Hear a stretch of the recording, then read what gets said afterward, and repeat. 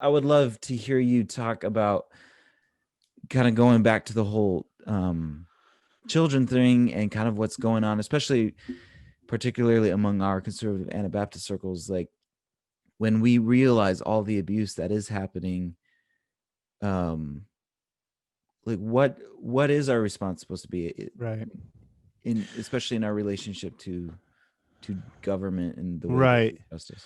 So the way that I think about this is that when we look at those domains of authority, uh, let me lay out a premise, and then I'll talk about how I think that works Sure.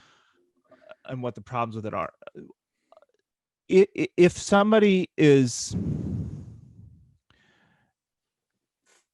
the law is for the lawless, like those existing, the sword bearers are there for a legitimate purpose. Their purpose and function is to create this order and to protect the innocent, presumably at its best. When that, so just like the guy breaking into my house and then breaking into my neighbor's, Mm-hmm. I think the resolution to that, as I see it, is that we have an obligation to the authority to witness at least to things that are causing harm in the world. How much property destruction or stealing is harm in the world is, that's you have to decide when you're there.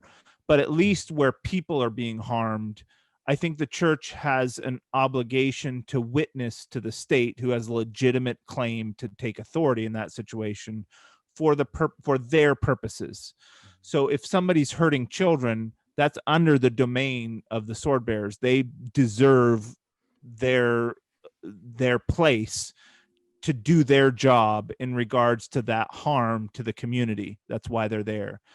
So when we know about those things, I feel like we have a moral obligation to the state to give them their proper due, to give them their proper place. And so when people are being harmed, especially, the state has an obligation. But this has twofold purpose. It's not just so the state can have her domain, but it's also so that the church can do her work. Because what it means for that person who's the perpetrator to repent means to bring those things to light. And so, in both cases, with the authority of the church and the authority of the state, what those events that were harmful to other people have to come to light in both spheres in order to make it whole, or as whole as it can be made. And so, the good, the best thing to be able to come out of all of these traumatic situations that we've heard about over the last while are that I think it's caused us to reconsider our role in all of that and to reconsider our responsibility. And I know, for like in the C.A.M situation, what I was very upset about what happened in Haiti. I have had friends that served in Haiti, with C.A.M and not with C.A.M, and I've done my own fair bit of work with C.A.M. We run SALT programs in Uganda. I spent 2 years doing an IC project building housing for refugees, and there's a lot of things. The individuals that I worked with at C.A.M are top notch saints of God. They're phenomenal people doing really really Jesus centered things, and for all of that to be thrown into question with these actions, both I think honestly from C.A.M.'s administrative people who were involved in the decisions to allow these things to go on, and the perpetrator himself, and that whole dynamic of what happened there. It was a testimony of how much can be ruined by by one person's sin or a few people's sin. Yeah. And I um but what so with all of that brewing inside of me, as a brother in this church and as somebody involved in C.A.M work, I wanted to I wanted to I wanted to send letters. I wanted to back out of our programs. I wanted to defund. I wanted to do a lot of those things. Those are my natural impulse. And then, as we talked about as a brotherhood, we said let's see what happens before we do that, and then we'll respond. And then after I gave myself a little space, I said, well, what would I do if it was Followers of the Way instead of C.A.M? Like, what if that had happened in our midst? Like, what would I do, and how would I respond? Mhm.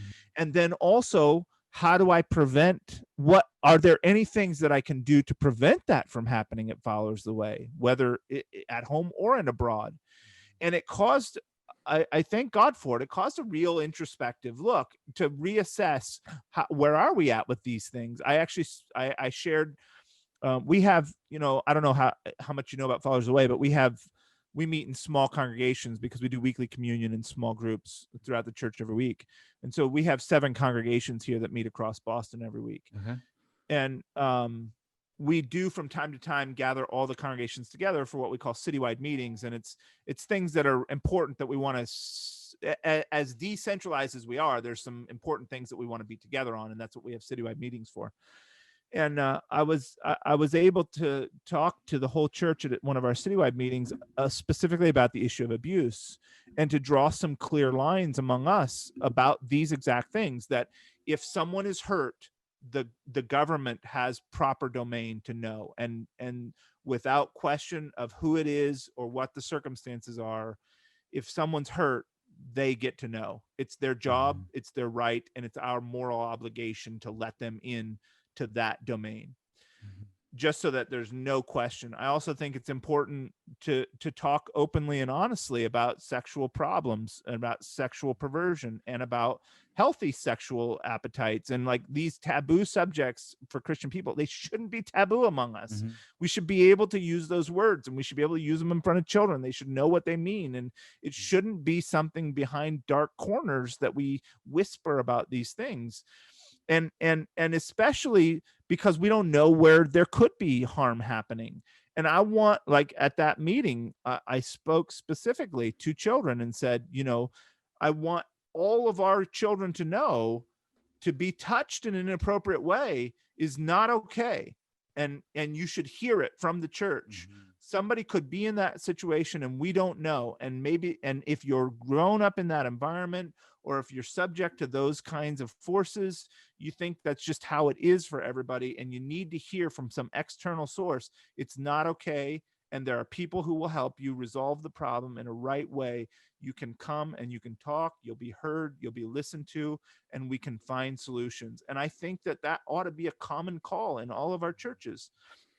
And dealing with sexual perversion and sexual addiction ought to be talked about openly as well. I mean, I think a big part of the problem that happened in the Haiti case is that people come back, and I've sat in Anabaptist meetings where somebody has a confession, and it's, I have a lust problem, or some kind of euphemism.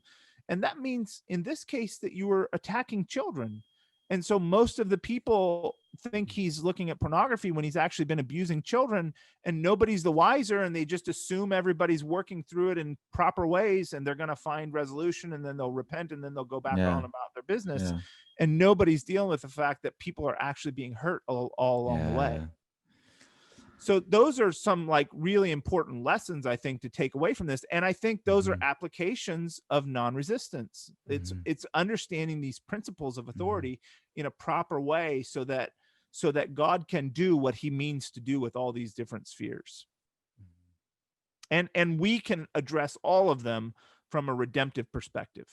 When I look into the face of my enemy, I see my brother, I see my